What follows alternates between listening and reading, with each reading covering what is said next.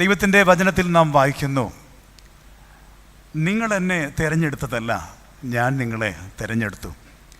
അതുകൊണ്ട് ദൈവവിളി ലഭിച്ചവർ മാത്രം കടന്നു വരേണ്ട ഒരു ശുശ്രൂഷയാണ് ഓർഡൈൻ മിനിസ്ട്രി എന്ന് പറയുന്നത്.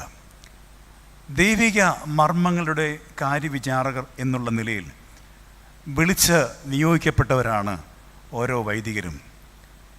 സഭാ ശുശ്രൂഷ എന്ന് പറയുമ്പോൾ അതിന് 3 മാനങ്ങളുണ്ട്. 1 സാക്ഷ്യം, കെരിഗ്മ.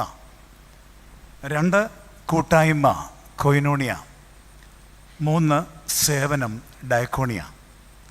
ഇവയുടെ വിശ്വസ്തമായ ആവിഷ്കാരമാണ് എല്ലാ കാലത്തും സഭാ ശുശ്രൂഷ എന്ന് പറയുന്നത്. ഇന്നത്തെ ധ്യാനത്തിനായിട്ട് ഞാൻ തിരഞ്ഞെടുത്തിരിക്കുന്ന വേദഭാഗം ഇന്ന് നാം ഏവങ്കലിനായിട്ട് വായിച്ചു കേട്ട വേദഭാഗമാണ്. വിശുദ്ധ യോഹന്നാൻ എഴുതിയ സുവിശേഷം 21-ാമത്തെ അധ്യായത്തിൻ്റെ 15 മുതൽ 17 വരെയുള്ളതായ വാക്യങ്ങൾ.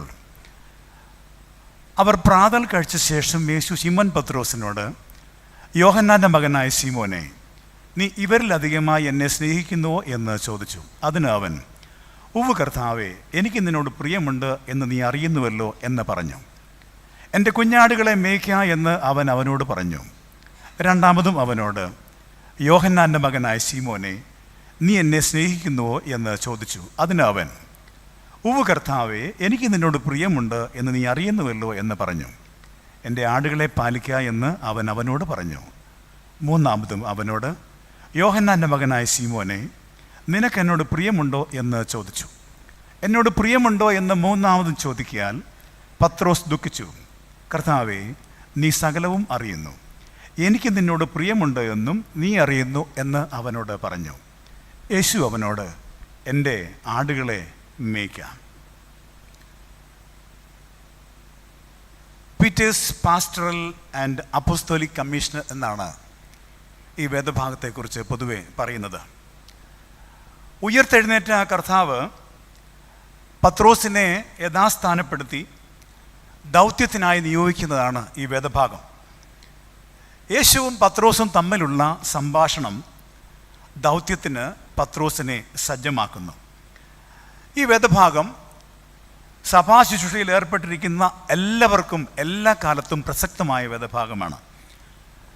ഭൂമിയിൽ സഭയെ പണിയാനുള്ള നിയോഗം ലഭിച്ച പത്രോസ് ആ ശ്രേഷ്ഠ നിയോഗത്തിൽ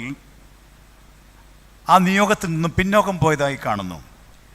അതുകൊണ്ട് എല്ലാ കാലത്തും നിയോഗം ലഭിച്ചവരും എന്നാൽ മാനുഷിക പരിമിതി ഉള്ളവരുമായ സഭാ ശുശ്രൂഷകർ സ്വയപരിശോധനയ്ക്കും പുനഃസമർപ്പണത്തിനുമായി ഈ വേദഭാഗത്തെ കാണുന്നത് നല്ലതാണ്. ക്രൂശാരോഹണത്തിന് ശേഷം യേശുവിൻ്റെ ഭൗതിക സാന്നിധ്യം നഷ്ടപ്പെട്ടപ്പോൾ നിയോഗത്തേക്കാൾ ഭൗതിക സാഹചര്യങ്ങളായ പടകും വലയും മീൻപിടുത്തവും അതിന് സഹായിക്കുന്ന മനുഷ്യ സൗഹൃദവും പത്രോസിനെ ആകർഷിച്ചു. പത്രോസിനോട് 3 പ്രാവശ്യം യേശു നിയോഗത്തെക്കുറിച്ച് ഓർമ്മിപ്പിക്കുന്നു.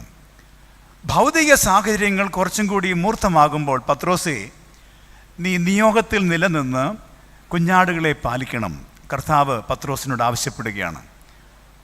ഭൗതികത മാത്രം യാഥാർത്ഥ്യമെന്ന് ഉദ്ഘോഷിക്കുന്ന ലോകത്തിൽ എല്ലാറ്റിലും ഉപരി യേശുവിനെ സ്നേഹിക്കുന്നിടത്താണ് ഇടയപരിപാലനം സാധ്യമാകുന്നത്.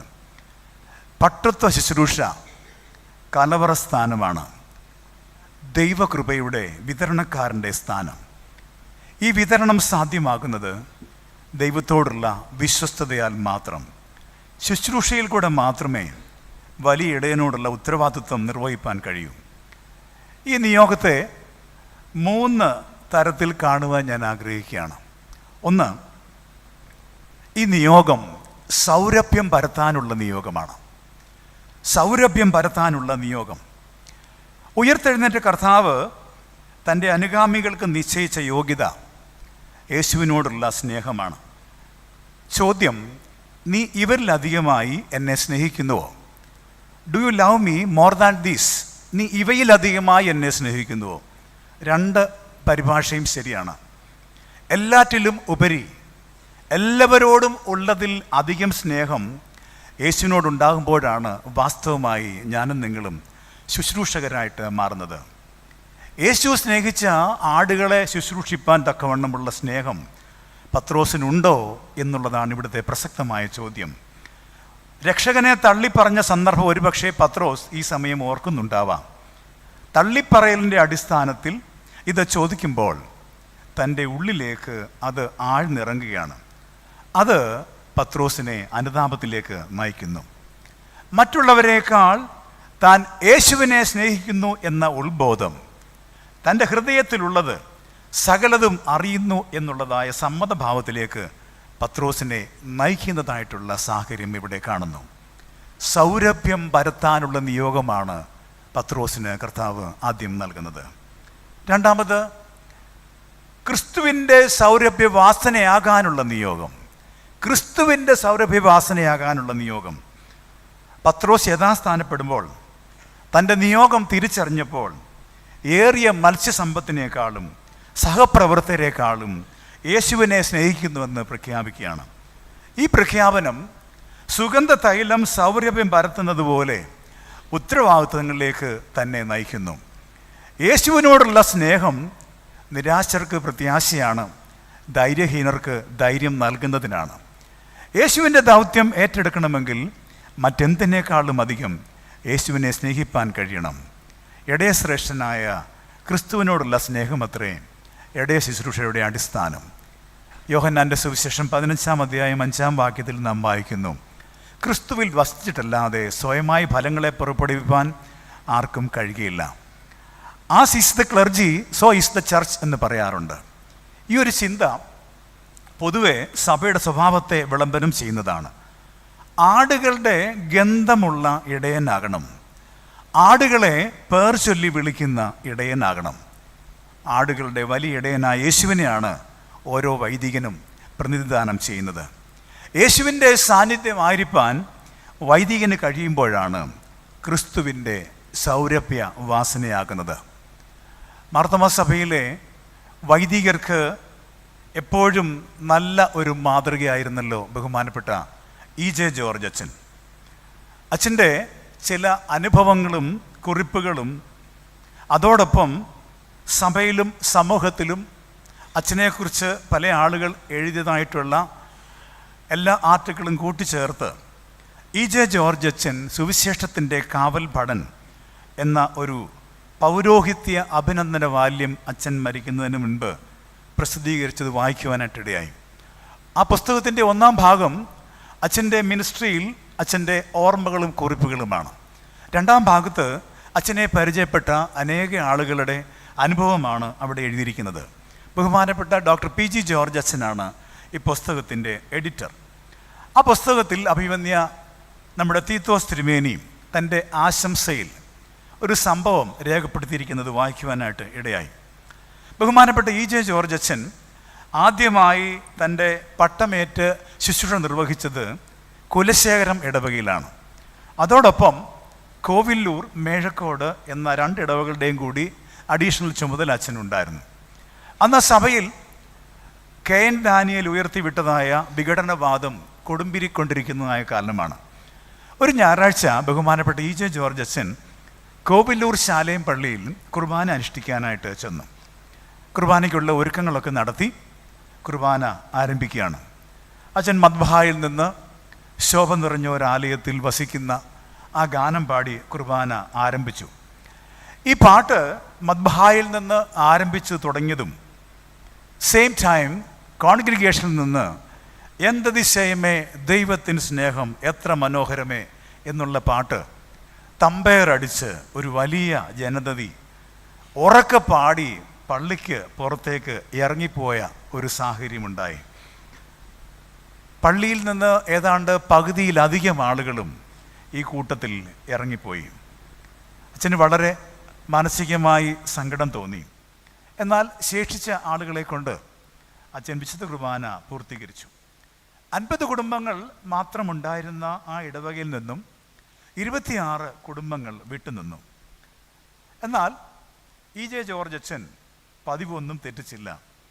ഇടവകയിലെ തൻ്റെ ഭവനങ്ങൾ സന്ദർശിക്കുമ്പോൾ ഈ ഭവനങ്ങളെ ഒന്നും ഒഴിവാക്കാതെ ആ ഭവനങ്ങളെല്ലാം റെഗുലറായിട്ട് വിസിറ്റ് ചെയ്തിരുന്നു.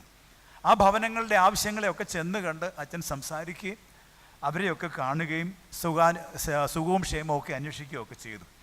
അച്ഛനൊരു വേർതിരിവോ വിരോധമോ ഒന്നും പ്രകടിപ്പിച്ചില്ല. ഈ ഫാമിലീസിനെ ഒന്നും പുറത്താക്കിയതുമില്ല. ചില മാസങ്ങൾ കഴിഞ്ഞപ്പോൾ ഈ വിഘടിത വിഭാഗത്തിൽ ചില ആഭ്യന്തര പ്രശ്നങ്ങൾ ഉണ്ടായി. ചുരുക്കം പറഞ്ഞാൽ ചില മാസങ്ങൾ മാത്രം പിന്നിട്ട് കഴിഞ്ഞപ്പോൾ പോയ 26 വീട്ടുകാരിൽ 24 വീട്ടുകാരും ആ ഇടവകയിലേക്ക് മടങ്ങി വന്നതാണ് ചരിത്രം. ഇടപെട്ട ഇടങ്ങളിൽ നിഷ്കപടമായ സൗഹൃദത്തിൻ്റെ ചാരുതയാർന്ന മായാസ്മരണകൾ അവശേഷിപ്പിച്ച അപൂർവ വ്യക്തിത്വം ഇ.ജെ. ജോർജ് അച്ഛൻ. സൗരഭ്യം പരത്തിയതായിട്ടുള്ള നിയോഗമാണ് ഓരോ പട്ടക്കാരനും ലഭിക്കുന്നത്. പത്രോസിന് നൽകുന്ന നിയോഗം അതാണ്. 3, സൗരഭ്യം പരത്താൻ സമ്പൂർണ്ണ സമർപ്പിതരാകേണ്ടവരാണ് വൈദികർ. സൗരഭ്യം പരത്തുവാൻ സമ്പൂർണ്ണ സമർപ്പിതരാകേണ്ടവരാണ് വൈദികർ. 19 വാക്യത്തിൽ നമ്മൾ വായിക്കുന്നു, കർത്താവേ, നീ സകലവും അറിയുന്നു. പത്രോസിൻ്റെ മറുപടി യഥാർത്ഥ അനുതാപവും പുനഃപ്രതിഷ്ഠയുമാണ് സൂചിപ്പിക്കുന്നത്. തൻ്റെ അയോഗ്യത കണക്കിടാതെ വീണ്ടും ശുശ്രൂഷയ്ക്കായി നിയോഗിക്കുമ്പോൾ മറ്റൊരു രീതിയിൽ പ്രതികരിപ്പാൻ പത്രോസിന് സാധ്യമല്ലായിരുന്നു.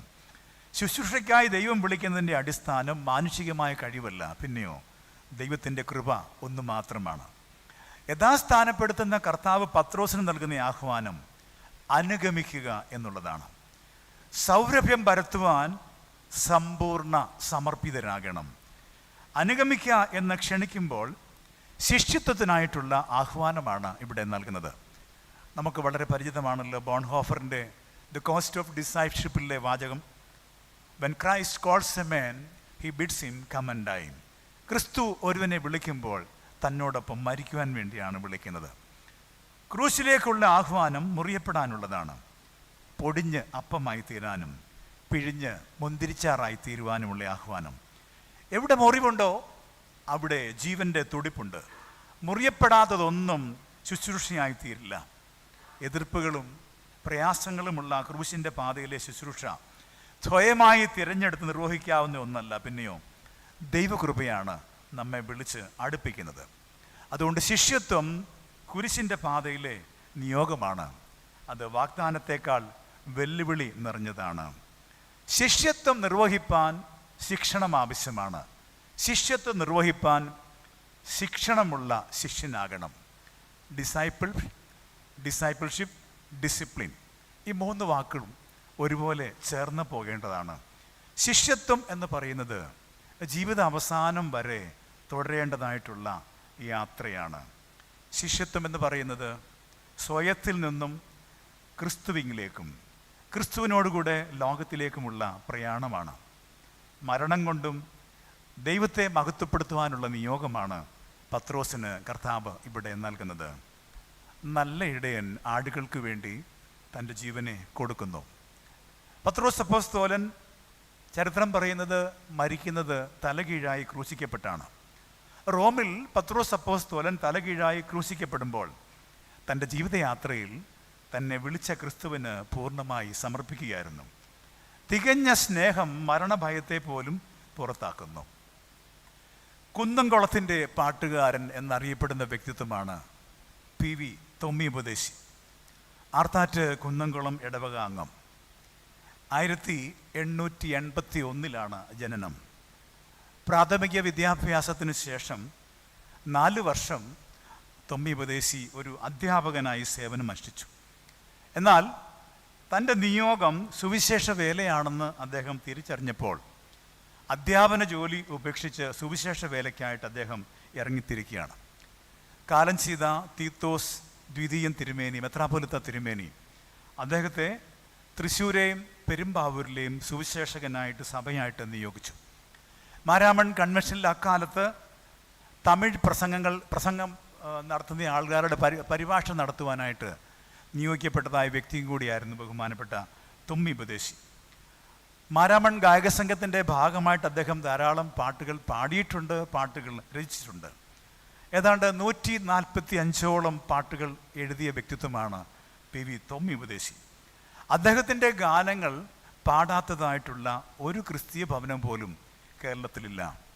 എന്നോടുള്ള നിൻ സർവ്വ നന്മകൾക്കായി എന്തതിശയമേ ദൈവത്തിൻ സ്നേഹം, നിനക്കായൻ ജീവനെ മരക്കുരിശിൽ, യേശു മതി എനിക്ക് യേശു മതി, പാടും ഞാൻ യേശുവിന് ജീവൻ പോവോളം നന്ദിയോടെ, നീയല്ലോ ഞങ്ങൾക്കുള്ള ദിവ്യസമ്പത്ത് യേശുവേ, വന്ദനം യേശു വരാ, നിനക്കെന്നും വന്ദനം യേശു വരാ. ഇങ്ങനെ മനോഹരങ്ങളായ ധാരാളം ഗീതങ്ങൾ എഴുതി ട്യൂൺ ചെയ്ത വ്യക്തിത്വമാണ് തൊമ്മി ഉപദേശി. അദ്ദേഹത്തെക്കുറിച്ച് പറയുന്നത്, അദ്ദേഹത്തിൻ്റെ സുവിശേഷ വേല ചെയ്തതായ കാലത്ത് രോഗികൾക്ക് നല്ല ശമരിയാക്കാരനായി പ്രവർത്തിപ്പാൻ അദ്ദേഹത്തിന് സാധിച്ചു.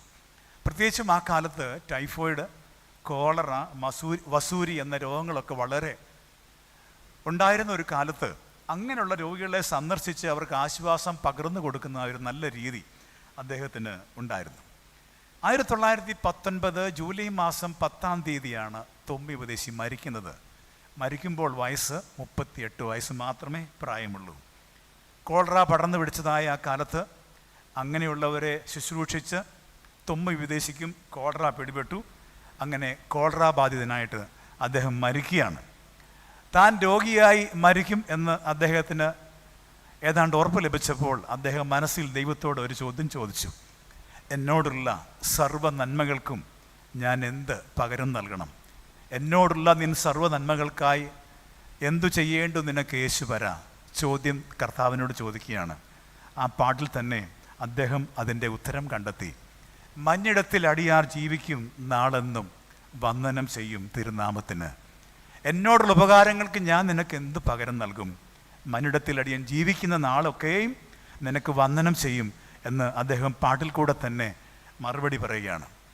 ധാരാളം പാട്ടുകൾ എഴുതിയെങ്കിലും എൻ്റെ വിചാരം അദ്ദേഹത്തിൻ്റെ ഏറ്റവും പ്രശസ്തമായ, ഏറ്റവും മനുഷ്യ മനസ്സിനെ ആകർഷിക്കുന്ന ഗാനം മറ്റൊന്നുമല്ല. അതുപോലൊരു ഗാനം മലയാളത്തിലില്ല. പാടും ഞാൻ യേശുവിന് ജീവൻ പോവോളം നന്ദിയോടെ. 4 വാക്ക്, പക്ഷേ അത് ഉയർത്തുന്ന വെല്ലുവിളി വളരെ വലുതാണ്. പാടും ഞാൻ യേശുവിന് ജീവൻ പോവോളം നന്ദിയോടെ എന്ന് പറയുമ്പോൾ, ജീവൻ പോവോളം പ്രവർത്തിച്ച, ജീവൻ പോവോളം തൻ്റെ നാവിനെ ഉപയോഗിച്ചുകൊണ്ട് കർത്താവിന് വേണ്ടി പാടിയ തൊമ്മി ഉപദേശി കടന്നു പോയിട്ട് 105 വർഷത്തിലധികമായി. ഈ പാട്ടുകളൊക്കെ 1 നൂറ്റാണ്ട് പിന്നിട്ട പാട്ടുകളാണ്. 1 നൂറ്റാണ്ട് പിന്നിട്ടപ്പോഴും ആ പാട്ടിൻ്റെ മാധുര്യവും അതിൻ്റെ ഗാംഭീര്യവും അതിൻ്റെ അർത്ഥതലങ്ങൾക്കൊന്നും യാതൊരു മാറ്റവുമില്ല. പാടും ഞാൻ യേശുവിന് ജീവൻ പോവോളം നന്ദിയോടെ ഒരു വൈദികന് എപ്പോഴും പാടാവുന്ന പാട്ടാണ്. ചില ആളുകളൊക്കെ തൊമ്മി ഉപദേശിയെക്കുറിച്ച് പറയുന്നത് കേരളത്തിൻ്റെ ഫാദർ ഡാമിയൻ എന്നാണ്. കാരണം നമുക്കറിയാം, ഫാദർ ഡാമിയനെക്കുറിച്ച് നാം കേട്ടിട്ടുണ്ട്. മൊളോക്കോ ദ്വീപിൽ കുഷ്ഠരോഗികളുടെ ഇടയിൽ പ്രവർത്തിച്ചതായ മിഷണറി ഒടുവിൽ കുഷ്ഠരോഗം വന്ന് മരിക്കുന്നതായിട്ടുള്ള ചരിത്രം നമ്മൾ വായിച്ചിട്ടുണ്ട്. അതേപോലെ കോളറ ബാധിതരായ ആളുകൾക്ക് വേണ്ടി പ്രവർത്തിച്ചു, കോളറ ബാധിച്ച് മരിച്ചതായിട്ടുള്ള അദ്ദേഹം ഇന്നും ഗാനങ്ങളിൽ കൂടെ ജീവിക്കുന്നതായിട്ടുള്ള തൊമ്മി ഉപദേശി, സൗരഭ്യവാസനയായി സമർപ്പിക്കപ്പെട്ട ജീവിതം, അജപാലന ശുശ്രൂഷയിലേക്ക് വിളിക്കപ്പെട്ട പ്രിയപ്പെട്ട ശമ്മാശ, ജീവൻ പോലും നൽകി ജീവൻ നേടുന്ന ശുശ്രൂഷയിലേക്കാണ് വിളിക്കപ്പെട്ടിരിക്കുന്നത്. ക്രൂശിനെ തള്ളിപ്പറഞ്ഞ സ്ഥാനത്ത് ക്രൂശിക്കപ്പെടുവാൻ തയ്യാറാകുന്ന ദൈവസ്നേഹം പത്രോസിൽ വ്യാപരിച്ചതായിട്ട് കാണുന്നു. ലോകത്തിൽ ദൈവരാജ്യത്തിൻ്റെ അടയാളം വെളിപ്പെടുത്തുവാൻ വിശ്വാസികളെ വിശ്വാസത്തിലും ശുശ്രൂഷാ മനോഭാവത്തിലും വളർത്തിക്കൊണ്ടുവരുവാനുള്ള വലിയ ചുമതലയാണ് പട്ടത്തുശ്രയിൽ കൂടെ നൽകപ്പെട്ടിരിക്കുന്നത്. അതുകൊണ്ടിത് അതിശ്രേഷ്ഠമായൊരു പദവിയാണ്, തുല്യമില്ലാത്ത പദവിയാണ്, ഗൗരവത്തോടെ നിർവഹിക്കേണ്ട പദവിയാണ്. കുറച്ച് കഴിയുമ്പോൾ അച്ഛൻ്റെ നിയോഗശുശ്രൂഷയുടെ മധ്യഭാഗത്ത് വരുമ്പോൾ, അവസാന ഭാഗത്തോട് അടുക്കുമ്പോൾ മനോഹരമായൊരു ഗാനം പട്ടക്കാരും ഇവിടെ ജനങ്ങളും എല്ലാവരും ചേർന്ന് പാടും. അതിങ്ങനെയാണ്: കനിവും നല്ല മനസ്സലിവും കരുണയുമുള്ള കൃപാകരനെ, ഭാഗ്യമെഴും വൻ പദവിയെയി മർത്യർക്കരുളിയതാൽ സ്തോത്രം, നഷ്ടം ഗതരാമെങ്ങളെ നിൻ ശിഷ്യന്മാരാക്കി തീർത്ത് താക്കോൽക്കാരരുമാക്കിയതാൽ നിൻ കരുണയ്ക്ക് നമോസ്തു സദാ. അതിശ്രേഷ്ഠമായ ഈ പദവിയിലേക്ക് ഉയർത്തപ്പെടുന്നതായിട്ടുള്ള ശമ്മാശന് ഓർക്കുക, ജഡാവതാരം ചെയ്തതായ ക്രിസ്തുവിൻ്റെ ശുശ്രൂഷയ്ക്കായി തുടർച്ചയായി വിളിക്കപ്പെട്ടവനാണ് ഓരോ പട്ടക്കാരനും. തിരുസഭയുടെ കെട്ടുപണിക്കും വിശ്വാസ സമൂഹത്തിൻ്റെ രൂപീകരണത്തിനുമായി വിളിക്കപ്പെട്ട പട്ടക്കാരന് എപ്പോഴും നല്ല മാതൃകയാണ് പത്രോസ് അപ്പോസ്തലൻ. സുവിശേഷത്തിൽ കാണുന്ന പത്രോസിൽ നിന്നും വളരെ വ്യത്യസ്തനായൊരു വ്യക്തിത്വത്തെയാണ് പത്രോസിൻ്റെ ലേഖനത്തിൽ നാം കാണുന്നത്.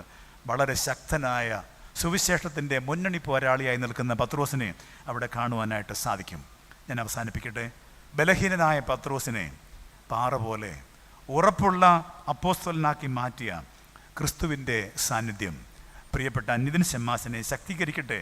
ക്രിസ്തുവിൻ്റെ സൗരഭ്യം പരത്തുവാൻ, ക്രിസ്തുവിൻ്റെ സൗരഭ്യവാസനയായി സമ്പൂർണമായി സമർപ്പിക്കപ്പെട്ട ശ്രേഷ്ഠ വൈദികനായി തീരുവാൻ തക്കവണ്ണം പ്രിയപ്പെട്ട നിതിൻ ഷമ്മാസിനെ ദൈവം ശക്തീകരിക്കട്ടെ എന്ന് പ്രാർത്ഥിച്ചുകൊണ്ട് ആശംസിച്ചുകൊണ്ട് ഞാൻ എൻ്റെ വാക്കുകളെ അവസാനിപ്പിക്കുന്നു. ദൈവം നമ്മെ എല്ലാവരെയും അനുഗ്രഹിക്കട്ടെ.